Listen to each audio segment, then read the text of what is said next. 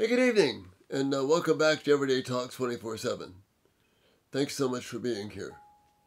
It's Tuesday, August 6th, and again, it's a privilege to be with you. I'm still inside because we've got the remnants or the outer bands of Tropical Storm Debbie pretty much pelting our area. We're not as bad as people further south in South Carolina, but we're still getting a little bit of rain, so it's better to be inside.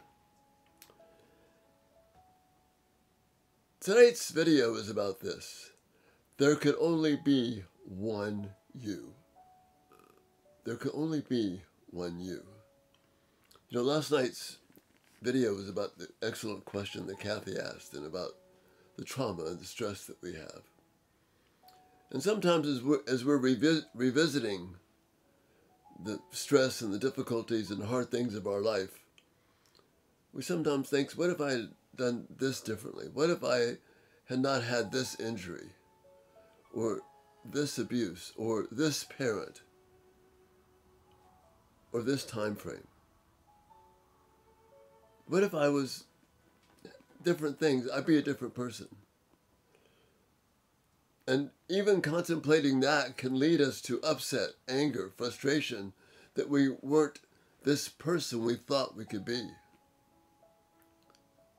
But the reality is, there can only be one you.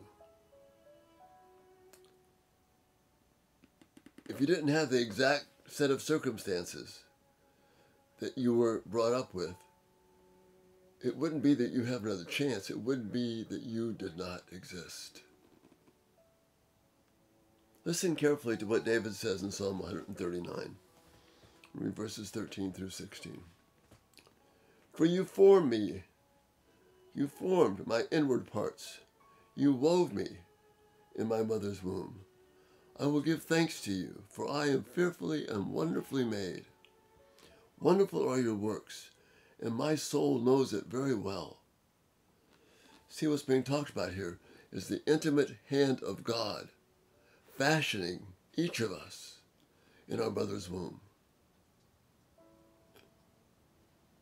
As mind-blowing as it seems with all the people that have been born, this is true for each one of us.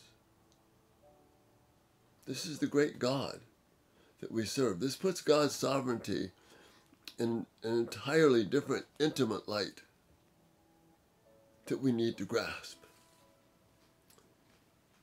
My frame was not hidden from you when I was made in secret and intricately woven in the depths of the earth. I think that's a metaphor for being in the womb, because he's been talking about being woven together in the womb. Your eyes have seen my unshaped substance, and in your book, all of them were written, the days that were formed for me when there was not yet one of them. See what he's saying here?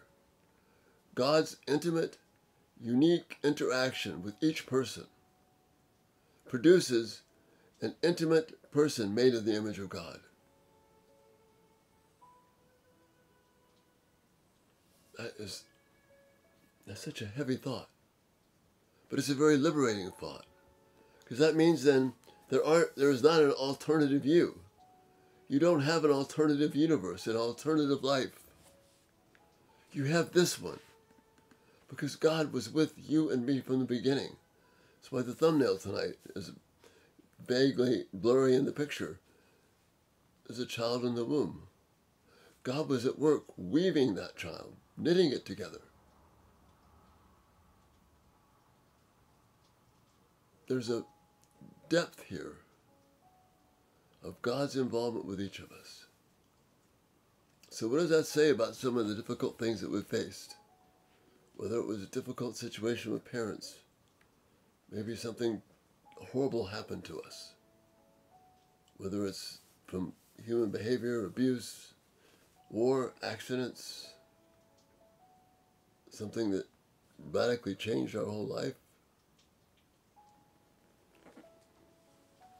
What verse 16 says, that your eyes have seen my unshaped substance, and in your book were all of them written, the days that were formed for me. Whereas yet not one of them, there was not one of them. See, right from the beginning, God was involved with us, putting us together. Not just our physical shape, not just our physical DNA, but who we are. As Psalm 8 says, revealing something in each of us of the glory and honor and dignity that God created us to be, and crowning us with splendor, which is why it's so tragic when people turn away from what God has given them to be. But here we see God working, knitting us together, making us the people that we are. There is no alternative.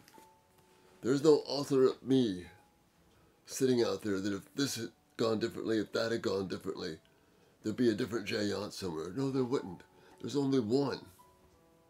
As challenging as that is, there's only one.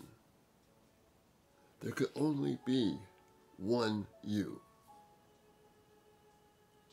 If we can grasp that, not fight it, but grasp it, and know that our God is right there with us. He formed us. He shaped us. He brought all these difficult things that have come into our life so that we would reach out to Him, cling to Him, because He's never abandoned us, even in these dark moments. He's right there with us, even though we walk through these darkest valleys of life. He's right there with us because He made us for this. There could only be one you. If we can embrace that, that brings comfort and peace and hope. Give that some thought. Get back to me and if you have any thoughts and questions about it. But this is a liberating truth. Such an honor and blessing to be with you each day, and thank you for being here this night. And Lord willing, we'll see you tomorrow. You have a great night. Bye-bye.